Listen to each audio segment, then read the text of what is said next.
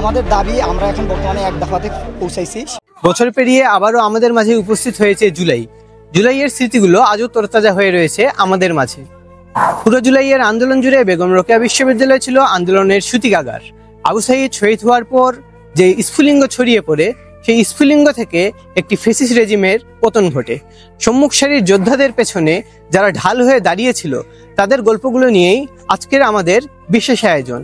আজ আমাদের সাথে উপস্থিত থাকবেন মনিরুল ইসলাম। আমরা শুনতে চেষ্টা করব 11 জুলাইয়ের সেই ঘটনা, যেদিন ছাত্রলীগের পেটুয়া বাহিনী আবু সাঈদের উপর হামলা করে। কমিউনিকেশন এন্ড জার্নালিজম ক্লাবে আপনাকে স্বাগতম মনিরুল। ধন্যবাদ। কোটা আন্দোলন এর সূতিকাগার বেগম রোকেয়া বিশ্ববিদ্যালয়ে নানা ধারাবাহিকতায় কিন্তু আন্দোলনটা এগিয়ে গিয়েছে।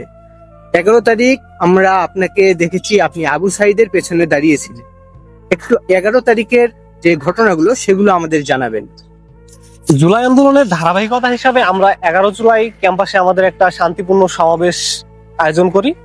তো আমরা 11 তারিখ দুপুর 3টার পর আমাদের স্টুডেন্টগুলো সবাই আসা শুরু করে, তারপর আমরা শান্তিপূর্ণ সমাবেশ শুরু করি।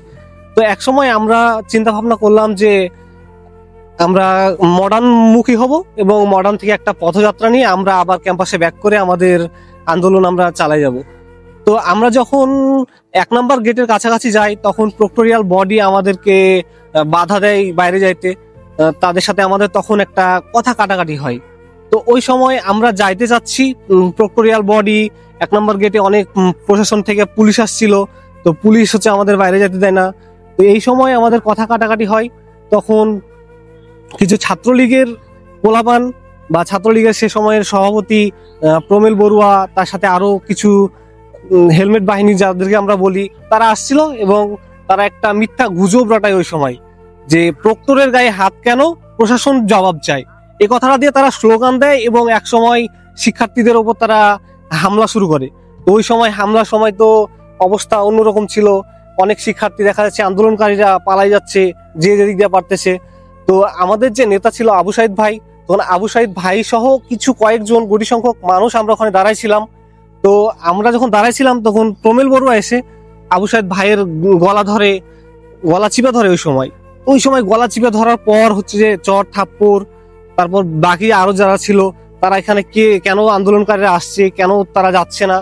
এবং আমার সাথে একটা ঘটনা ঘটে যায়।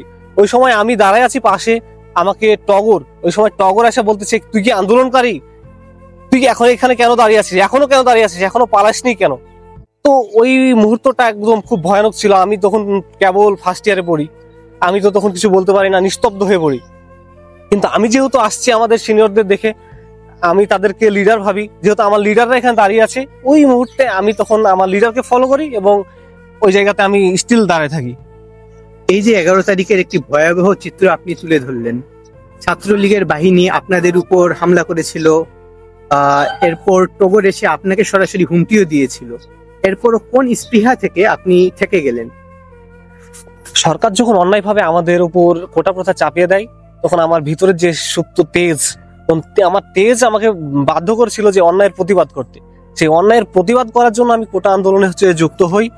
তো যখন 11 তারিখ আমাকে হুমকি দেওয়া হয়, টগর যখন আমাকে হুমকি দেয়, তখনও হচ্ছে যে আমার মন আমাকে বারবার বলতেছিল, তুই যখন অন্যায়ের বিরুদ্ধে আসছিস, প্রতিবাদ করতে আসছিস, তুই কেন পিছু হটবি?